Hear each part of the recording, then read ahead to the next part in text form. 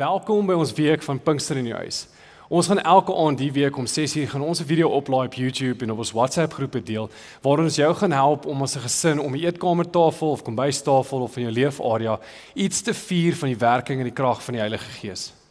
Ons tema vir vandag is ons fokus spesifiek op hoe die Heilige Gees gewone mense gebruik.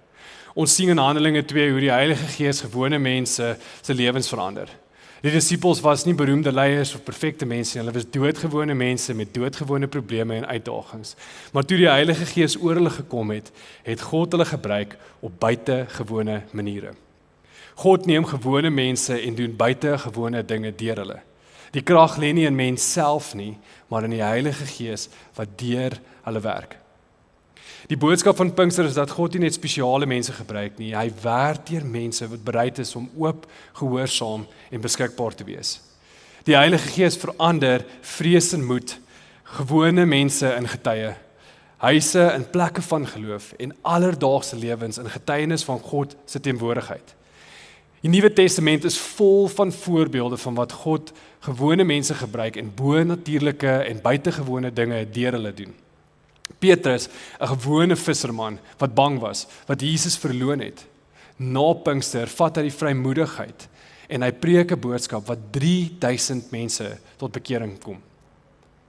Ons vat vir Matteus wat 'n tollenaar was, wat mense verwerp het en Jesus het hom gekies. Maria Magdalena, waar Jesus in haar lewe gekom het en haar lewe so verander het, dat sy die eerste getuie is van sy opstandiging na sy kruisiging. Ons vat Stefanus, wat 'n gelowige was, wat vol van die Heilige Gees was en 'n boodskap oordra met soveel wysheid. En een van die perfekte voorbeelde daarvan is Paulus, wat Christene vervolg het. En na hy Jesus gekies het en gevul is met die Heilige Gees, gebruik God hom om die evangelie te verkondig wêreldwyd. Ek sien ek wil vanaand hê ons moet spesifiek fokus op Handelinge 2 vers 46, waar ons sien dat die konteks in die aand afspeel baie soos wat ons dit nou doen. Maar die gelowiges het saam geëet en gebid en tyd in mekaar se huise spandeer met blydskap en eenvoud van hart. Hierdie wys vir ons dat die Heilige Gees nie net in groot byeenkomste werk nie, maar ook in gewone huise en alledaagse verhoudings. Pinkster gaan nie net oor die bo-natuurlike oomblik nie, dit gaan oor 'n nuwe manier van leef. Ons wil vra dat julle vanaand hierdie vrae wat ek nou vir julle gaan gee as 'n gesin bespreek dit met mekaar, bid saam met mekaar, en deel getuienisse as dit moontlik is, as jy het in enige van hierdie areas.